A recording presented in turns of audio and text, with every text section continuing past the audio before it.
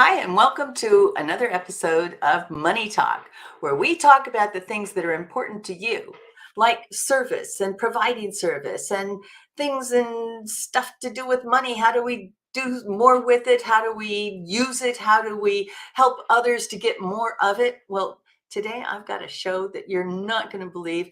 And the fact is that when we're challenged with how am I going to have more money? What am I going to do with it? It can seem kind of scary if you don't have a whole lot of it. In fact, when we don't have a whole lot of it, we tend to not want to see it. Can I get a yeah? That's me. Well, I have a special guest, and she's going to talk to us about being profitable and how to look at that money in a way that you have probably not looked at it yourself. So I have two requests right now. One of them is to like and share and tell everybody about this. Don't keep this information to yourself. Let everybody else know how much fun you're having and how much you're learning on Money Talk. The second thing is stay tuned because I'll be right back. Linda gave me the courage, the confidence to move forward. And after I was finished with Linda Kaye's training, I was at the next level. It's Linda Kaye. But when you trust that piece of you that says, I got something to give, I have something to say, you know you've got something to do. Get on your feet, shake your hands in the air. Welcome to the stage, Linda Kaye.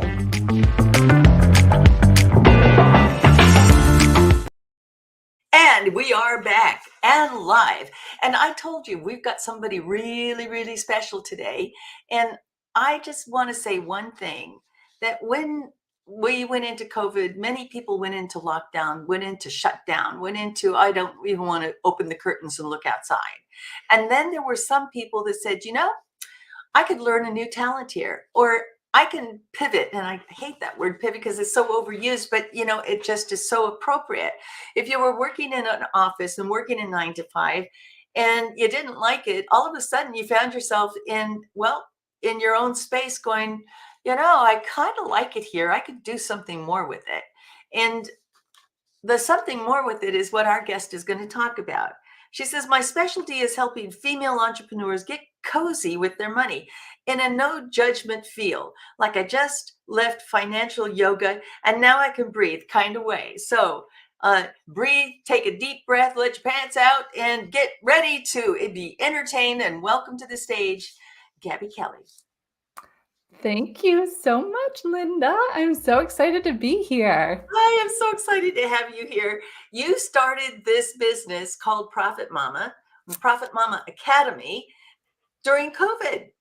Talk to me about this. This is crazy because many of us went into shutdown. For me, that's kind of when I started saying, okay, well, I could be a speaker and I don't have to go anywhere. I can practice it right here because it was scary. Can it be scary when you start your own business? Oh, hell yeah. But that's the whole point, kind of, right? Scare the hell out of ourselves? You're taking a leap of faith and trusting yourself and your own abilities. And that's telling the universe that you're ready. You're ready to move on, to up level, to continue living the life that you've always dreamed of. So for sure, starting your business definitely has a component of what did I just do? No, think of it as jumping into the deep end of a very cold pool. That's oh my God, what am I going to do? So the instinct is to say, how am I going to survive? I got to come up for air. And we don't even know how we jumped into it. We just said, okay, I kind of have this idea. But you had some experience and some knowledge and some things that kind of pushed you out into that pool. Talk to me about that. Yeah. So my background is as a financial auditor. I have my CPA license. I'm a certified profit first professional. And I found myself going from firm to internal finances and realizing that I had 2 small children during COVID. One of them was a newborn, that this wasn't the life that I had dreamed of. My definition of success had always been climbing the corporate ladder, titles, right? Paycheck, salary. And I realized that I couldn't, that actually wasn't my definition of success. And that I didn't want to continue living in that way because I wasn't able to prioritize my family, my time. And so my knowledge, I wanted to empower others in the similar situation, those with families, those are caretakers, female entrepreneurs, to be able to design the life that they've always dreamed. And Now, before you go mm, further, you you said a few things. One, you got your credentials, you got mm, your know-how, you know your stuff, right? And ladies and gentlemen, a lady that loves to balance her checkbook, and not only her balance her checkbook, but yours too, right? So you start doing internal audit. Now, internal mm, audit is a little different because you're no longer just balancing in checks and balances and making sure things, the books are running smoothly. You're looking at the things that are not so obvious on the P&L, a profit and mm, loss sheet, not so obvious on the balance sheet, not so obvious in the operating statement. You're digging a little deeper and you're going, yeah, looks like it could be off a little over here and it could be doing something there. I think that's a real special skill. Where does that come from? mhm. Curiosity. And I think that going into everything with I want to learn more and not I know everything uh, is a skill in and of itself, and something that if you connect with that, if you connect well with how can I learn more, how can I ask more questions, you end up digging into what you need to then take action on. And so all of And but not only that, you're saying something kind of interesting and curious to me. Now I have to mm, ask you a question. mm, When we tend to look, and when we are looking under the covers and we're looking in the cabinets and we're looking in the drawers, and we mm, look and we see that maybe we looked in that drawer that we all have in our kitchen, or that drawer that we have in the bedroom, and it just everything goes into it, right? And so we look at it in your way of digging in a little bit deeper as an auditor. You're looking at systems and processes. It's mm, got to cross your mind, man, this is really disorganized, and it looks like that disorganized drawer that we've got in the kitchen that everything goes into. But you're doing that in a way that is not passing judgment, which I think is exceptional, because I think there's a tendency for somebody that's been hired to say, show me what's right and show me what's wrong, to point mm. out everything that's wrong. How did you handle that with your clients before you started your business? That's a really interesting question. And when you're an auditor, you understand that every time you show up, you're nobody wants you there, right? The default is, oh no, it's like the IRS coming for you, right? The No, it's auditors like are the police showing up the behind you right. going, woo, woo, Nobody woo, wants you ready, here. pull And so over. what you have to realize is that in order for you to be effective, you are focused on relationship building first, and then being able to ask questions and do some digging, building trust. And with that, you can't go in to relationship building with a judgmental bias or with some judgment in hand. But isn't that what kind of auditing is about? Just to have a judgment that it's supposed to look like this, it's supposed to line up, and it's supposed to do these things. Whether the end result is good news or bad news, we Mm. kind of go into this, I would think, because it's so clinical, it's so specific, and then to go in and audit, and nobody really kind of likes the idea of you being around. Mm. Well, yeah, that does go with the territory. But how do you keep from making that judgment while you're making the discoveries? Discover well, because there's two different things. There's the judgment in objectivity of how the numbers are supposed to go, how the processes are supposed to look, and the judgment of the humans behind it, right? All of our processes, all of our systems are implemented and upkept by humans. And so when auditors are coming or auditing systems and financials, there's always a human behind those numbers. And that's who you need to build the relationship with and build trust with. I love that. I absolutely love that, because we do forget about the human connection, right? numbers are numbers and numbers don't lie. And I'm not going to suggest that humans lie, but humans are frail. People make mistakes, and it's easy to overlook something, especially if you're under pressure when you're doing things. So now you've had a little bit of time about that, but life goes on, and you've now decided, hey, I got two little ones, and I'm taking care of them at home. And gee, just happen to have this convenient or inconvenience of COVID to be able to, now create the kind of environment and life that you want. And something changes in you, something that says, I'm not going back to the way it was. I'm going to create the way I want. Talk to me through that process. Mm. Yeah. And I was just speaking about this earlier today, and it's been a theme of this week is how we always wanted and always dreamed of this certain life or certain way of things. And then we maybe don't take action for a while and we hit this rock bottom, or when a rug gets pulled out from underneath of us. And for me, that was having a second baby during COVID with little to no support, and trying to figure out and realizing that this isn't the way that I wanted to live. And through that, I started doing some CFO consulting and worked with a number of clients, mostly in the tech startup world. And I saw an opportunity that people's relationships with money are very complex and rooted in their own self-worth, and that most business owners don't have any formal training, education around how do we manage money in our business. And the intersection of both of those, the psychology of money and the systems and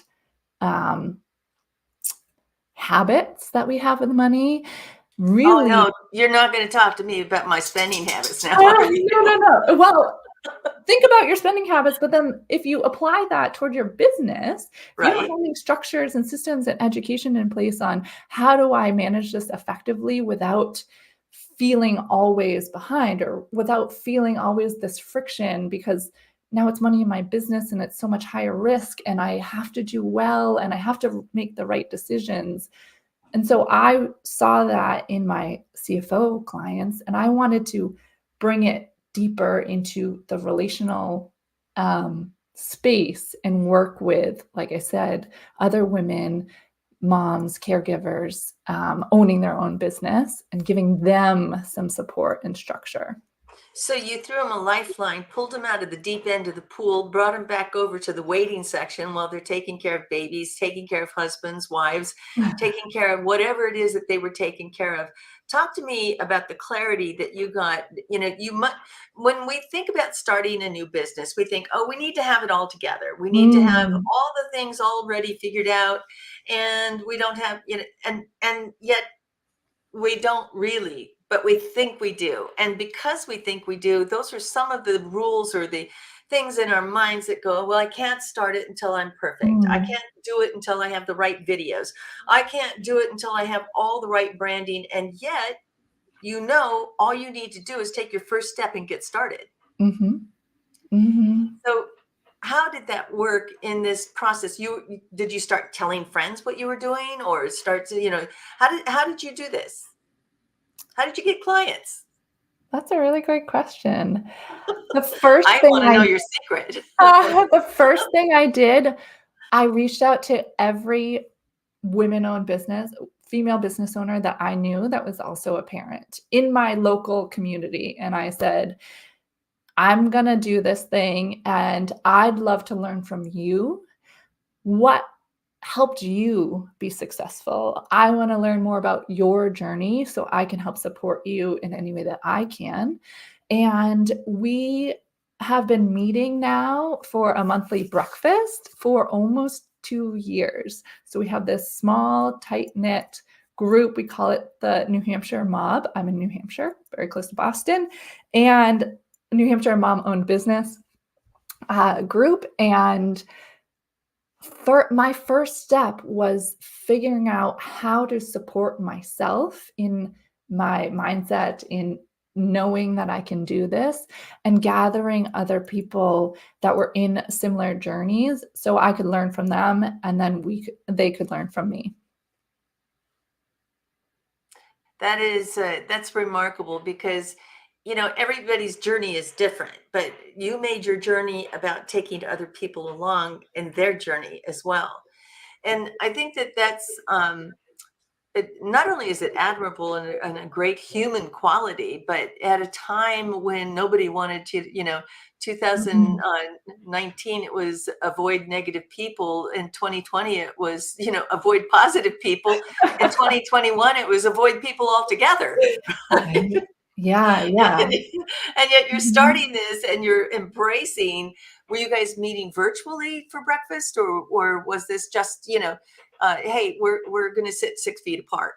Yeah, kind of that thing, as a parent and as a relatively new mom of small children, we all know and have heard that it takes a village, right, to raise children. But I truly believe that it takes a village to run a business because you need support in Mhm. so many ways. That's not always right, paying for coaches or paying for services, but relational support and mental support and people who believe in you that you see often or frequently or who are interacting with what you're doing to continue to give you some validation that you can keep going, Like, even when I'm not alone. It's going to be okay. That if I just keep taking one step after the other, that Mhm. eventually I'm going to figure this out. Is it kind of Mhm. like that? Yeah, and we know that it can feel isolating at times being a business owner, and I continue to see the crossover of being a parent during COVID. It was so isolating to parent during COVID. Same thing with being a business owner. And that's kind of all the time. It can feel really isolating being a business owner and having to make all the decisions yourself. And so if you have a good group, a good sounding board of other business owners, you are right. You've found gold because now you have other people to bounce ideas off of and say, hey, I'm thinking about doing this.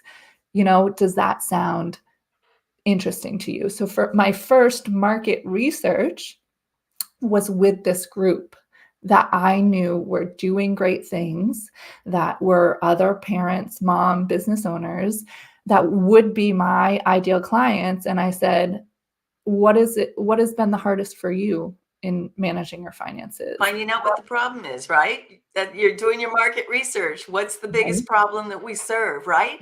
And people Mhm. forget about how important that is. Please tell me Mhm. more. Tell me more. Well, it was hard. It was hard to say, this is what I'm thinking about. Tell me your opinions. But I learned very quickly that that's not always the actual question that you're looking to get answered. The the questions that you want answered are, what is the hardest thing for you when you go do XYZ? What is it that feels the most challenging? What is it that feels like you're not supported? And that's the questions that I needed to have answered in order to figure out how I can be most of service and design and message what I'm doing in a way that really connects with my target audience. Now, you begin to talk with women about the issues that they were facing, things that they were having a tough time with. What was the main focus? What kind of problems were they coming up with? Managing the household, or managing bills, or things that are traditional, roles that other members of the family might take up. What were some of the issues that they were facing? Mostly, it was, how do I know how much to pay myself for my business? And so that I don't cripple it later on. How do I know if I can invest money into hiring staff or hiring a coach or, invest in myself for my business? How do I know my profitability? How do I know if I'm profitable? Uh, a lot of, how do I know if I'm going to make the right decision, right? If I'm That's thinking, so interesting. Now stop right there, because I think that to all of my listeners right now, we all tend to second guess ourselves about what we are doing. And not because we're not armed with intelligence, not because we don't know how to get answers, but there's that little small voice in us that goes, really? You think you can do that? Right? And Mhm. it isn't just about self-esteem, but there are some self-esteem issues in it because we begin to question. I think that we begin to question ourselves because there's a voice in there that's a lot younger that questioned us. Can you talk about that? Our inner child. Well, I think that what I've found is people usually say, I need clarity. I don't have clarity. And when I don't know how to make the right decision, it's that I'm lacking clarity. And what I realized is that clarity means that we actually are having a hard time being intentional because we don't have a certain level of awareness of what's going on in our business. We can't really create that awareness unless we have a foundational education on the systems or our habits or our mindset that would help us create awareness that would then help us be intentional. And so I like to say, well, sometimes we're just missing intention. If I want to invest, if I want to hire, if I want to do X, Y, and Z, what is it what's the end goal? Is it to pay yourself a certain level? Is it to be profitable? Is it to then be able to give back and give to charity? What are your goals in your business that you need to meet, that are great, that are like, the 5, 10 lifetime goal that you're striving towards? And then how do we work our way backwards from being intentional about that, creating awareness in how we can achieve that, and then getting the education that we need to help support that. That's really interesting. I have always believed that if we knew where we wanted to go, we're all really good at working our way backwards, right? We all know Mhm. how to take a step back, but Mhm. sometimes it isn't really clear to us about how to take that step forward. And the issues that you're dealing with the Profit Mama and the rest of the groups in the company that you're working with is yeah, I think it's a universal issue. And when I say universal, talking to people around the globe, that Mhm. they have this issue initially of, okay, now I know I want to start a business and I know what it's going to cost to actually do this, but what do I charge? And so, what are some of the things that you say to your people when they're first starting out, and how they are able to compartmentalize the value of what they are teaching along with and match it to what the market's doing, the fact that you're new Mhm. to the market, and what you can charge? That is a loaded I question. know. That is a lot of Good layers. luck with that. My first, and I just actually was putting together a bundle about pricing because I do a lot of workshops around pricing. The reason is our self-worth is so attached to how we price our products and services that we don't always see how we could be self-sabotaging, how we could be thinking in a space of scarcity. What if nobody buys my thing because it's priced too high? Or what if nobody, joins my group because X, Y, and Z? When we have to be coming at our pricing in a way of what are my goals? And how much value am I providing? What's the value that I'm providing? And then what does my pricing have to be in order for me to achieve my goals? So again, it's a little bit of working backwards, but it's also unpacking and peeling back the layers of how does that make me feel if I were to charge $25,000 for this, or if I were to charge $2,500 for this, or if I were to charge $250 for this, how does that make me feel? And is there a trigger coming up that is attached to some self-worth? Right there. Okay, you just shot an arrow into the major problem. But Mm. we've got a male and female audience, and Mhm. men don't have that same feeling. Okay, in fact, many women would actually wonder, do men feel? They don't feel the way that we feel, right? It's not to suggest that they don't have feelings, it's that they don't feel the same about money that women do. And that self-worth issue that comes Mhm. up. And we as women have that feeling for a variety of reasons. So, it's that having that second heart, because if we have that capacity to feel, we can be nurturing and loving and provide children. Otherwise, we'd leave them on a bus somewhere and go see it. Yeah. Good luck. Right. So when you're talking about feeling, how do you feel your way through? I want to be able to charge $2,000 for Mm. this service.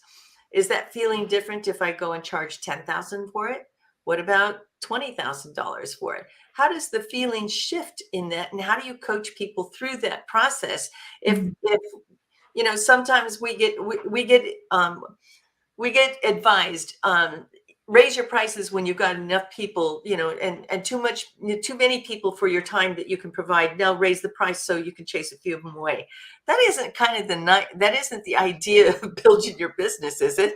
Mm-mm. No, and that feeling that I call it finance with feelings, right? A lot of times people run away from finance because they feel this like anxiety or the panic attack starting and all their feelings flooding in about how much maybe they're not enough, or that there's never been enough money, or that they can't possibly charge that because who's going to pay for it. And we start to look around at what other people are doing, and we say, okay, well, if they're If charging they're this, doing it, then then I should be able to do it, because I know I'm at least half that smart. yeah, but also they're only charging this, so I can't charge more than that, right? Like, Interesting, because we don't know how they're hooked up and what their money issues are, right? mhm. Or that they don't want to charge, because we may look at somebody else and compare ourselves, right? Exactly. So who's to say that they had a great pricing strategy when they started? Who's to say that they're profitable? Who's to say that they're paying themselves? And who's to say that they didn't learn their pricing from the other person down the street who didn't have a great pricing strategy? And so when we feel uncomfortable with the feelings that we have within ourselves, then we start looking for external validation, especially when it comes to our pricing. And then we say, okay, well, I guess I'm just going to do that, or I'm going to go with that because it feels safe.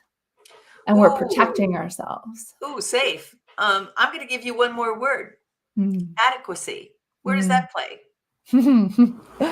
Yeah, it plays with our brain and our body trying to keep us safe by being adequate and not pushing the boundaries, and not looking over the edge of, I know I'm more than this. I know the value I provide, but Gabby, that's scary to look over the edge, for I God's sake. don't trust myself. And so when we're spending our time and energy in the fear and the scarcity, what if nobody shows up? We have less time and energy to be focused on abundance, to be focused on there's enough for everyone, to be focused on I'm changing lives, I'm providing all this value, and there are people out there who need me. Oh my goodness. Well, and that can be the very thing that encourages you to take the step to start it, because people need me. People need my service. And in fact, one of the things that I have frequently said is, you're depriving others of getting better at what they have a problem with by not helping them. Mm, And sometimes mhm, that can, that can look pretty scary, but the words that we tell ourselves might even be scarier. If you don't do this, and so it depends on how we're motivated, right? Some mhm, people are negatively motivated. If I don't do this, I'm going to fall off into the great abyss. So of course I have to move forward. mhm, There are others that find that scarcity mindset. So how do you deal with the scarcity mindset? Am I charging enough, or I'm not enough? And for women, we tend to help ourselves the last, don't we? We say, well, okay, mhm, we're going to make sure everybody else is fed. You got enough to eat. You got enough to do this. You're getting enough sleep. Oh, here's your extra lunch. Oh, here's your extra support. And at the end of the day, we're just like tired and mhm. exhausted, right?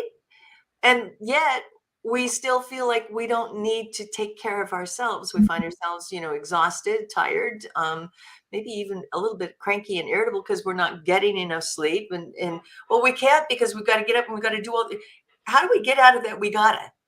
Mm. Well, it comes back to realizing our own power and the gift that we have to give to the world, and knowing that by not giving it, like you're saying, we're doing a disservice, and that it is our job to be as authentic as we can be and to understand that we're whole no matter what, and that it is not on us for feeling broken. It is part of how society and our culture has been set up. If you look back on women's history, and the fights that we've had to have, especially in the US, on our rights to own our own property, our rights to, build our own wealth, we start to understand how much and why it's so internalized within us that we have to take care of everyone else. Gabbie, we don't even have rights to our own body in many states, okay? And what you're talking about is somebody else trying to take that power away from us. I don't know, almost makes me mad. But you can see why we are so instrumental in making others aware of what these issues are. And also the willingness to talk about it. Mhm. It's kind of like the elephant in the room, right? We know we want to start a business. We know we have got something to share, something to give. And yet there will be, we'll ask for that support from those that are supporting around us. They go, well, that's kind of risky. That might be, and we're like, oh, okay, I'll take the safe position. And so I love the fact that you've got a group that it isn't out there bashing our support network, but in enjoying and nurturing and encouraging, but also educating that support group around us so that we can take more risks. Mhm. I just Mhm. love that. What kind of resistance do you get to this? To the work that I'm doing? Yep. Hmm. Not only within what you know, but with what others tell you about what they're experiencing. Yeah. A lot of times I hear, I don't have enough. I'm afraid I don't have enough time or capacity. What I say to that is, I get it. It feels overwhelming, but taking care of your finances and addressing your own money mindset for a business owner is required. If you want to be profitable, if you want to be doing well, if you want to be the biggest, the best, the most successful that you've ever dreamed of, you have to look at your finances. You have to manage them. And you probably want to do that confidently and being empowered doing it. And You so, can't make me be successful. right, right? But this is something you should be already doing.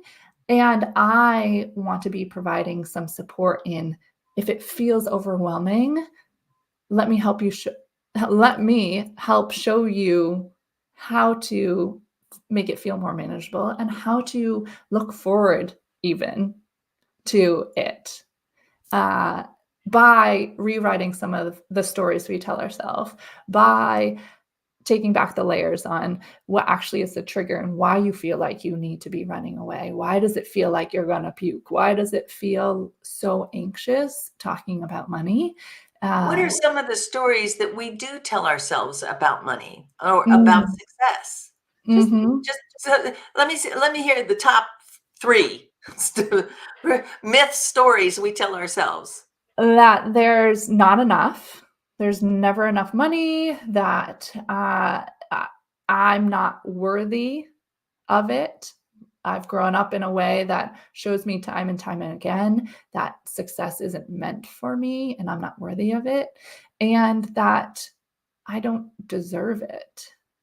That I've done something or I've been told in a way that I don't deserve success or money or wealth. Um, and I would say that those are the top three. And how do you combat that? I mean, clearly it's one thing to say, okay, yeah, I probably got that, but you're talking about layers of Mm. resistance, layers of conditioning, layers of Mm. maybe even decades, or even nobody in the family's ever done that, right? Mhm. And Yeah. so to take that kind of a risk and step out, that could be really terrifying to somebody. And Mhm. the support that you're offering, sometimes standing shoulder to shoulder gives us the strength that we need to have in order to take an extra step, Mm. Typically, right? this happens. It's like constantly telling somebody, "Oh, you should go to therapy. You should go to therapy. You should go to therapy," but not until something happens. Somebody realizes that they can't go any further. They can't do this anymore, or they're at a point where they're feeling like a badass in their business and still getting the imposter voice in the Yeah, background, like, you're using a word that I want to make sure that we're on the same page about. mm, We hear the imposter syndrome all the time. What the heck does that mean? I feel pretty genuine, but sometimes I don't feel adequate. But I don't think that's what you mm. mean as the imposter. Tell me That's what you mean. That's interesting how you connected the word adequate and imposter. Typically, what we talk about with imposter syndrome is that we don't have the skills. Somebody will find out that we're not an expert. Somebody will realize that they're paying me money and I don't know it all, or I've only been doing this for a few years. But I imposter love that. Oh my gosh, syndrome, that is the best description that I've heard of imposter. And I want you to repeat it, Gabby, because it is so important for us to understand that these things are insidious. They kind of come up and mm, crawl up, and then we think that's a completely normal thing. Please tell us again. yeah. So imposter syndrome typically feels like a little voice that's saying, somebody is going to find out that I've only been doing this a few years. Somebody is going to find out that I don't know everything. Somebody's going to find out that I'm not the biggest be all end all expert in here. And what we need to realize is that we're the only us that we can be. There's nobody else that can be us. So we can never be an imposter of our own selves. But what you're saying, though, and I think we need to, create some threads here so that we Mhm. can, pull this and seam this together, that even though we may not feel like we know it all, I think that is a tendency. I'm not going to say it's a cop out, but it keeps us from stepping up and leaning in and going, okay, Mhm. I'm going to do, I've never done this before. I mean, I remember being married to my first husband, that he was a brilliant guy, would always change. His motto was, I have never done brain surgery, but give me the book and I'll meet you in OR. There's just some people that are born to be like that. But Mhm. for many of us, we feel like we've got other responsibilities and maybe we just can't take that risk, or it's too risky. Um, Mhm. and maybe I just don't have enough. I'm just not going to start right now. I'm going to wait until I've got it all stacked up. Mhm. To that, what do you say?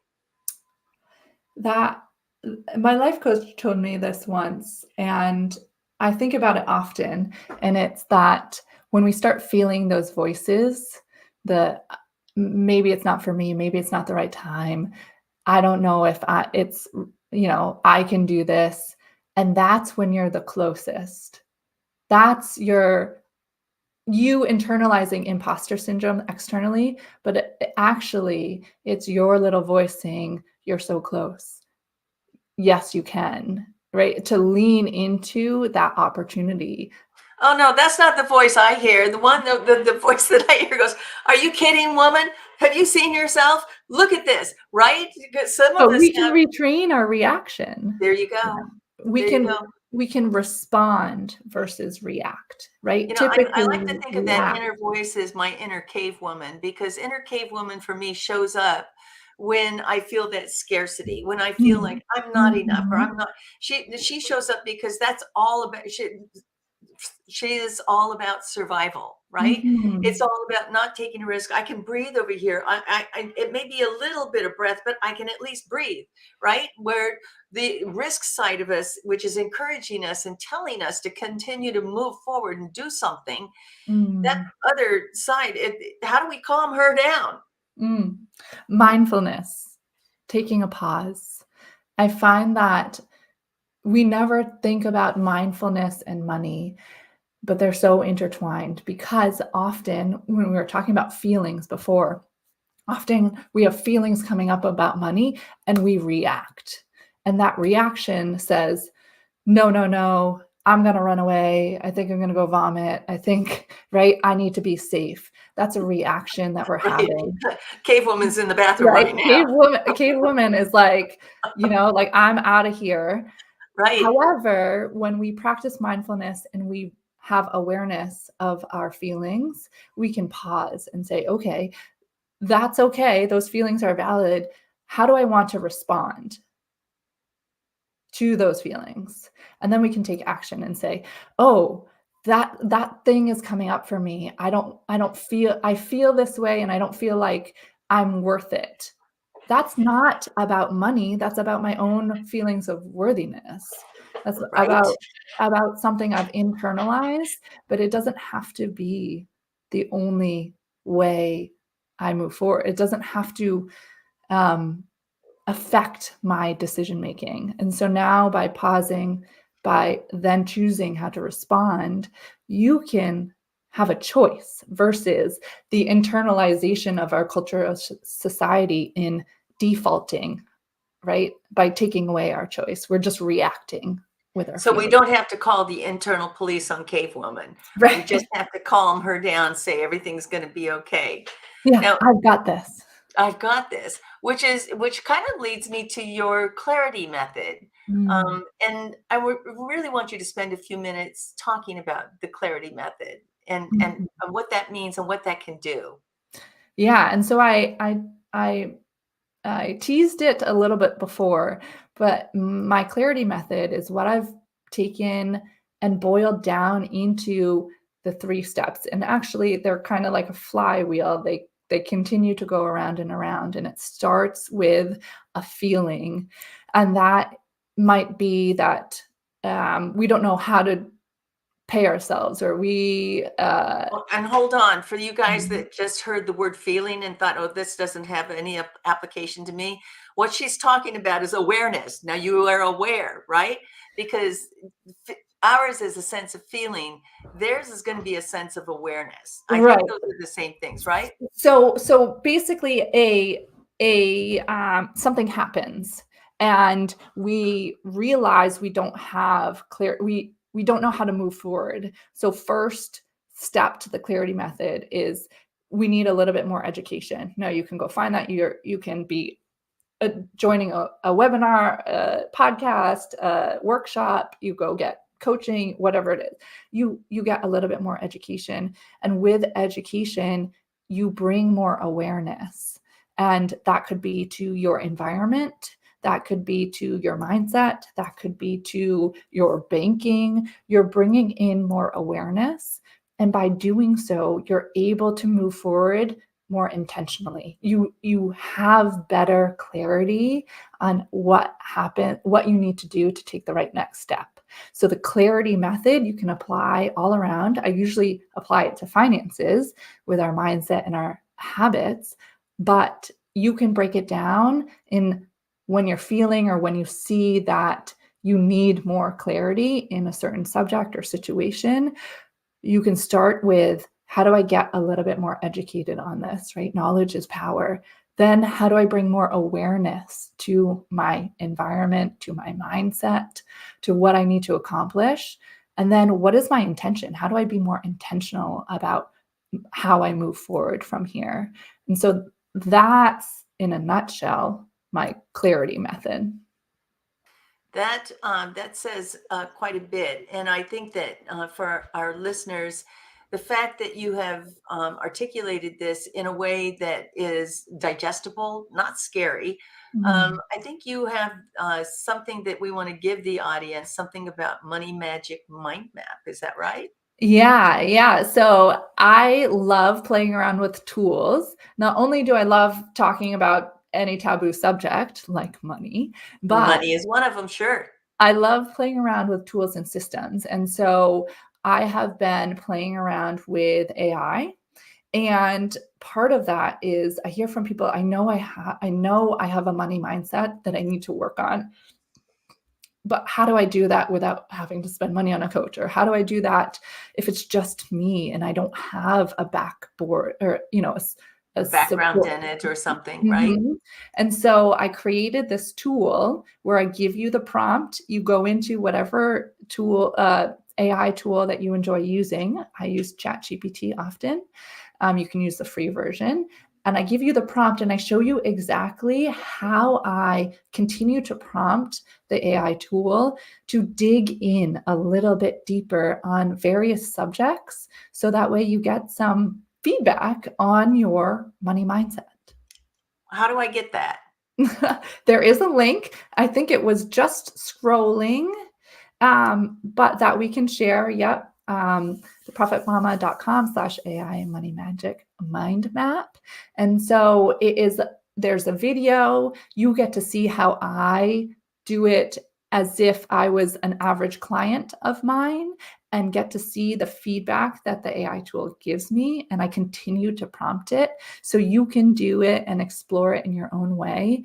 And then ask what opportunities the tool sees as something for you to work on or take next steps on.